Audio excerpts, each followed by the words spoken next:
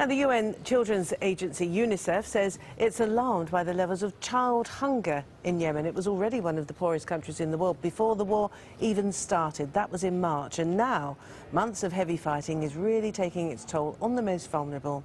UNICEF says 96,000 children are starving and close to death in the port city of Hodeida. It's thought nearly 8,000 children will suffer from severe malnutrition in Aden in the next year. And almost 2 million children across the country don't have enough food nor water.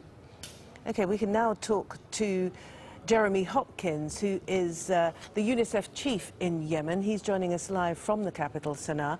And the problems, they sound immense and they sound fairly extensive, not just for this generation, of course, but for the generation to come, because malnutrition doesn't go away with one meal, does it?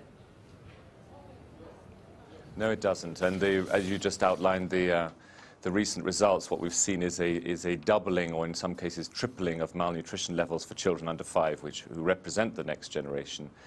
We have 96,000 children who are at severe risk of death in Hodeida, and the 8,000 you mentioned in Aden. And that's just 2 governorates where we've managed to conduct these nutrition surveys in recent weeks, and they compare with pre-crisis levels very badly, in the sense that they've doubled or tripled.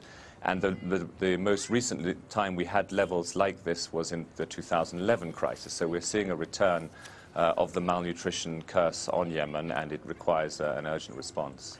And that urgent response should be what?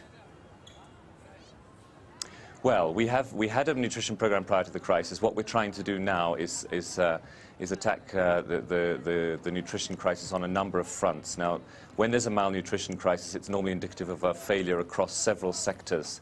So the health sector, obviously, the water sector, because dirty water causes diarrhea, which causes malnutrition, and the education sector, in the sense that mothers and parents and older siblings need to know how to look after their under 5 children to ensure that they stay clean and eat the right food.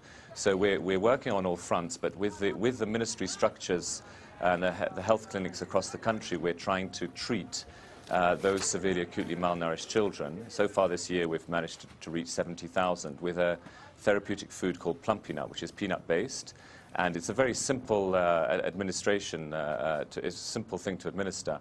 If a child can get that plum peanut, he or she will normally be able to be cured of malnutrition. Yeah, this has had very good effects in other parts of the world, hasn't it? But are you taken aback by the speed with which Yemen has found itself in this position? It was only in March that the war started. We're now in September, and Yemen, as we've pointed out, was not rich to begin with. But the level of devastation and the deterioration of the health of the population is quite staggering.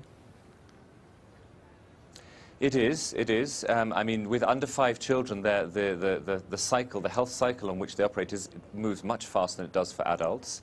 Acute malnutrition is different from stunting, which is another form of malnutrition, and can set in very, very quickly. If a child has diarrhea for a few consecutive days, he or she will start to lose weight and will soon become moderately malnourished, and if not treated, will then become severely malnourished, and then is at risk of any disease that might be out there, or can just simply die of diarrhea, if you like. So it's not really a surprise. I mean, we had these levels in 2011.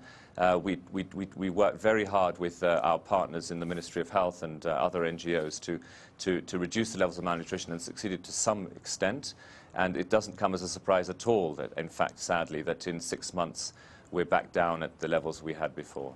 Jeremy Hopkins of UNICEF in Yemen, thank you very much indeed.